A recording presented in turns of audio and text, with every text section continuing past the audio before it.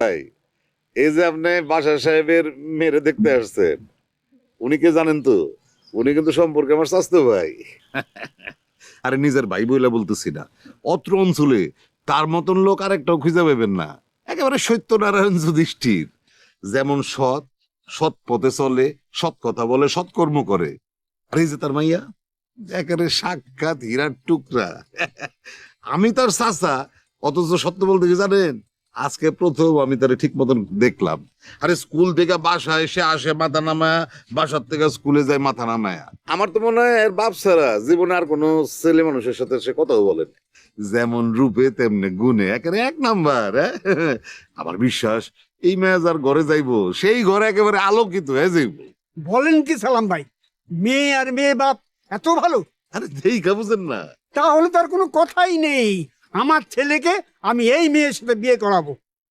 ফসল ভাই, আপনার যদি কোনো আপত্তি না থাকে তাহলে আজই একটা ভালো দিনক্ষণ দেখে বিয়ের তারিখ পাকা করেন। আরে মকবুল ভাই, কি বলতেছেন আপনি? আমার কোনো আপত্তি নাই, আপনি অবশ্যই বিয়ের দিন তারিখ ঠিক করেন। রাখেন আপনার বিয়ের দিন তারিখ। কিসের বিয়ের দিন তারিখ? আমি ছাড়া শারমিনকে কেউ বিয়ে করতে পারবে না, কারণ আমি শারমিনকে ভালোবাসি।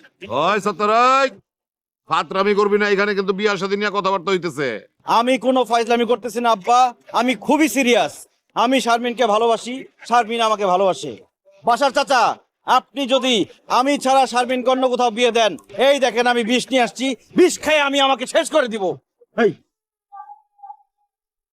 চুপ করে বসে আছিস কেন? বাদাকা, তুই কি সাত্তারের ভালোবাসো? সাত্তার যা কইলো এটা ঠিক?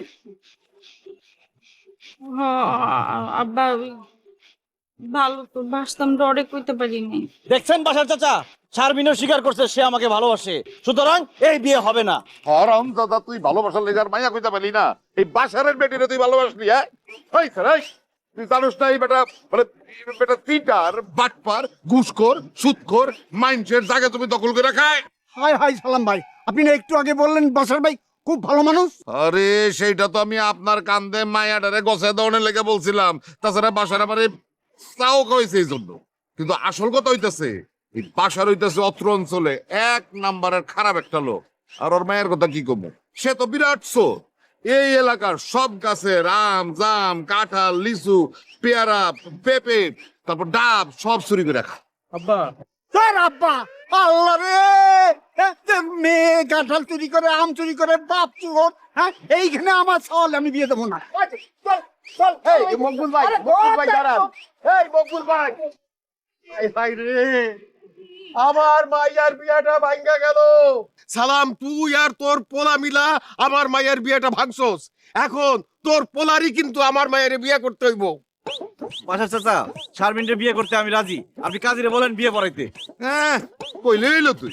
ওই, তুই জানোস না বাসারের বাড়ি আর আমার বাড়ির পাশাপাশি? হ্যাঁ, তুই বিয়া করলে তোর শ্বশুর বাড়ি হইব আমার বাড়ির পাশের বাড়ি।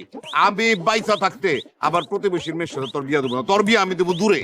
আব্বা, আব্বা আমার বিয়াটা তো ভেঙে গেল, আমার গায়ে এখন কলঙ্ক লাগছে। জীবনে কোনোদিন আর আমার বিয়ে হইব না। আর সাত্তার ভাই যদি আমার বিয়ে না করে, আমি কিন্তু বিষ খেয়ে মরে যাবো আম্মা। না দামা, তুই এইরকম করিস না। সালাম, এখনো সময় আছে, তুই এই বিয়েতে রাজি হয়ে যা, নাইলে কিন্তু রক্তের গঙ্গা বয়ে যাবে বলে দিলাম। আরে রক্তের বন্যা বসা আর ওই ঘূর্ণিঝড় বসে দে, তাতে কিচ্ছু যায় আসে না।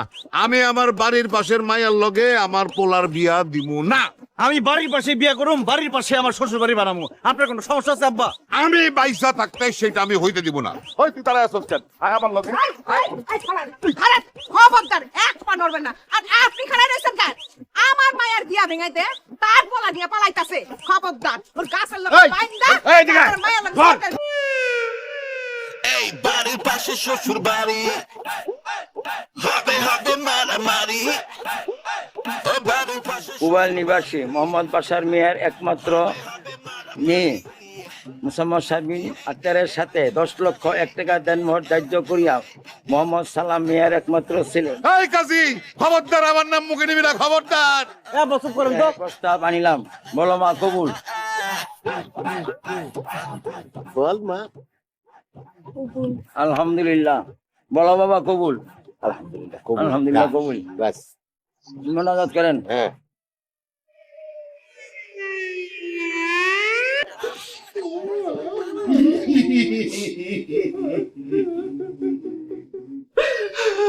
আল্লাহ গো, কত স্বপ্ন ছিল পোলার বিয়েতে, কত ধুমধাম করবো, নাচবো, গান করবো।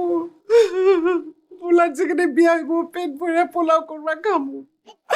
আমার সব আশা ভরসা ভাইঙ্গা সুইরা সুরমার হয়ে সরকার হয়ে গেল। আল্লাহ, এই মোটা মহিলা খালি আছে তার খাওয়া দাওয়া নিয়ে পোলাও করবা, আর এদিকে আমার স্বপ্ন যে শেষ।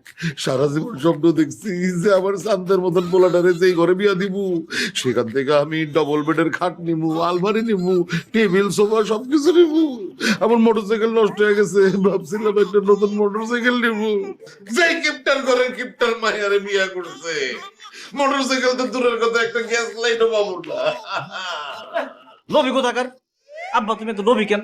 আরেকজনের বাড়ি থেকে মোটরসাইকেল নিতে চাও? স্বামী আর স্ত্রী বানাইছে কোন মিস্ত্রি, এটা আসলে কারোরই জানা নাই। আমার আর শারমিনের লেখা আল্লাহ নিজের হাতে লিখে দিচ্ছে, এই জন্যই আমাকে বিয়ে হয়েছে। এখন এখানে বসে কান্নাকাটি না করে ঘর থেকে যাও। আজকে আমাকে বাসর রাত, আমাকে বাসর করতে না। এই বাসর মানে কি? একজন আরেকজনের সাথে পরিচিত হয়, কথাবার্তা কয়, দুজনে দুজনে জানে। আরে এই মারে তো তুই জন্মের পর থেকে চিনস, কথাবার্তা হয় প্রত্যেক দিন। এর সাথে আবার আলাদা করে বাসর করার কি আছে? আচ্ছা ঠিক আছে, বাসর করুন না। আব্বা সারাদিন তো তোমার গাছের সাথে বান্ধা রাখছিল চোরের মতো, এখন যাও নিজে একটু ঘুমাও, আমাদেরকে ঘুমাইতে দাও, যাও যাও। এই তুই ঘুমাবি ঘুমা, কিন্তু তোর বাপের বাড়িতে ঘুমাইতে হইব। পাশের বাড়িতে বিয়া করছিস না, জীবনে তুই শ্বশুর বাড়িতে ঘুমাইতে পারবি না। আচ্ছা যাও।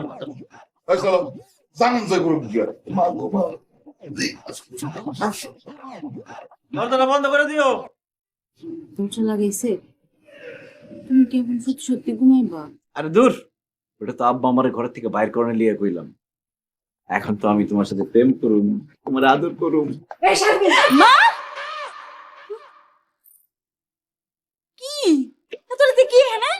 কি করো তুমি? তোর ফসার ক্রিমটা বাড়িতে রাইখা আসছিলি না, এইটা যদি তুই রাত্রের বেলায় না রাখিস তাহলে তোর রাত্রে তো ঘুম আসে না, সেই জন্য নিয়ে আসছি। আয় এদিক আয়, আমি তোর মুখে ক্রিমটা লাগাই দেই। শারমিন, তার মানে কি তুমি ক্রিম সুন্দরী? তুমি এখন ছোটবেলা থেকে দেখো নাই? তোমার লাগাই দাও লাগবো না, আমার ক্রিম আমারে দাও, আমি লাগাই নিব। দাও দাও। দেন ক্রিম, দেন ক্রিম। মানে আমাকে বাড়িতে নাই, দেখো দেন আপনি দেন।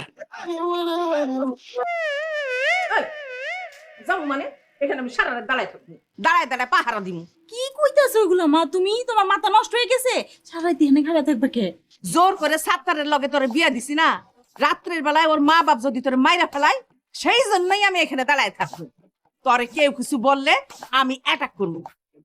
এই যে দেখছস আমার হাতে কি, একবার এইটা দিয়ে একবার শেষ করে দেবো। চাচি, আম্মা জান, আমার আব্বা আম্মা তখন কান্নাকাটি কইরা ঘুমায় পড়ছে, আর আমি শারমিনকে বিয়ে করছি। শারমিন আমার বউ, আমি ওরে ভালোবাসি। আমি থাকতে ওরে কেউ কিচ্ছু করতে পারবো না। আপনি এটা চিন্তা করেন না আম্মা, দয়া করে আপনি এখান থেকে যান, আমাকে বাসরটা একটু করতে দেন। হ্যাঁ আম্মা তুমি যাও, আমার যদি কেউ কিছু করে আমি জোরে চিৎ দিব। তুমি আব্বা রে নিয়া রুবি রে নিয়া আমাকে চোদ্দ গোষ্ঠী না আয়া করো। হ্যাঁ ঠিক আছে? যাও। আচ্ছা ঠিক আছে, তুই এমন জোরে চিৎকার দিবি আমি যেন বাড়ি থেকে শুনতে পারি। হ্যাঁ, তারপরে মনে করে এটা তোমার লগে থাকবে, আয়সা করে কল্লা ফেলাই দেবো। ঠিক আছে? ঠিক আছে যান, ওর ঠিক করে শোনা না গেলে আমি তেমনি ঠিক করব। এই জানালা বন্ধ করে দাও, দরজা বন্ধ করে দাও। ঠিক আছে, দরজা বন্ধ করে আইতেছি। কি ব্যাপার শালিকা, তুমি এই রাত্রির বেলা তোমাদের বাড়ি থেকে আমাদের বাড়িতে আসছো কেন? আর আমাদের তো বালিশ আসছে, বালিশ আনছো কেন? কেন আবার? ঘুমাইতে আসছি। ঘুমাইতে এসছি মানে? কি বলতেছো তুমি? তুমি এখানে ঘুমাইবে মানে? আমি সব সময় আপার লগে ঘুমাইতাম, আজকে আমার বিছানায় খুব একলা একলা লাগতেছে। আপার জন্য আমার খুব মায়া লাগতেছে, আমার একলা বিছানায় ঘুম আসতেছে না, এই জন্য আমি এখানে চলে আসছি। আজকে আমি আপার সাথে এইখানেই ঘুমামো। আহারে আমার ছোট বোনটা আমার কত ভালোবাসে, আমার সারা ঘুমাইতে পারতেছে না। যাও সরো, আয় বোন না, আজকে তুই এনে ঘুমা। হ্যাঁ ও মা, এনে ঘুমা মানে? তা আমি কোরআনে ঘুমাবো। তুমি তো আজকে কষ্ট করে ওই যে